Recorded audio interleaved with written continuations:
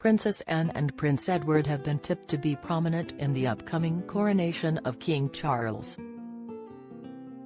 While siblings of the monarch and key members of the royal family don't normally have a role to play in the sacred service, Dr. George Gross, visiting research fellow in theology at King's College London, believes the two working royals will play a key role during the coronation.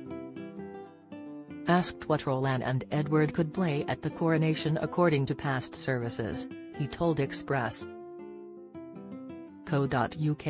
in terms of paying homage, that would be the key role that they may play. I suspect they would be prominent. Whether they play a role, they don't have to. There's nothing that says they have to. Because there isn't a particular moment in the service where they have to play a role besides the paying homage element. It's not critical to have members of the royal family playing a role during the service, partly because of course if you go back in time there would not always be those figures around. The monarch, the key figures tend to be bishops or other set figures rather than royal family members. While the Earl of Wessex and the Princess Royal may not play a pivotal role during the coronation, taking place on May 6 at Westminster Abbey, the pair have already been given a new important duty by their elder brother just months into his reign. After the Councillors of State Act was given royal assent, Prince Edward and Princess Anne were added to the number of people who can act as stand-ins for the monarch whenever he is temporarily ill or abroad.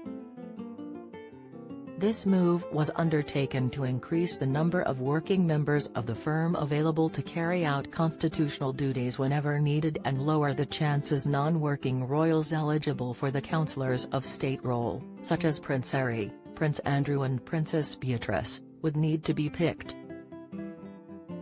During the coronation of Queen Elizabeth II, her only sister Princess Margaret didn't play an active role but stood next to the Queen Mother.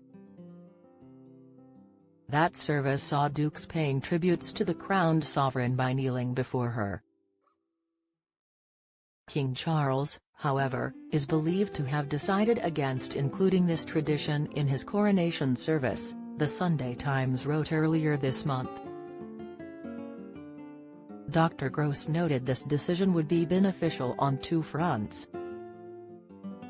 Firstly, this choice would avoid having the Duke of York and the Duke of Sussex playing a prominent role during the service despite no longer being full-time working members of the firm.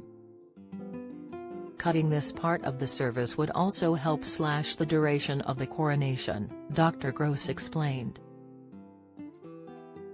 He said, "It's one way of reducing the friction if they get rid of that element in the service. It's not absolutely critical. I wouldn't say that's one of the most critical elements if they removed it. It would reduce the time and length of the service, so I wouldn't be surprised if that bit was removed." While Buckingham Palace hasn't yet confirmed how long the service will be, it has been reported it won't be as long as the Queen's coronation, which lasted for 3 hours. The coronation will be the most important event, part of a 3-day extravaganza lasting between May 6 to May 8. The coronation weekend will include a concert staged and broadcast live at Windsor Castle, street parties and royal appearances.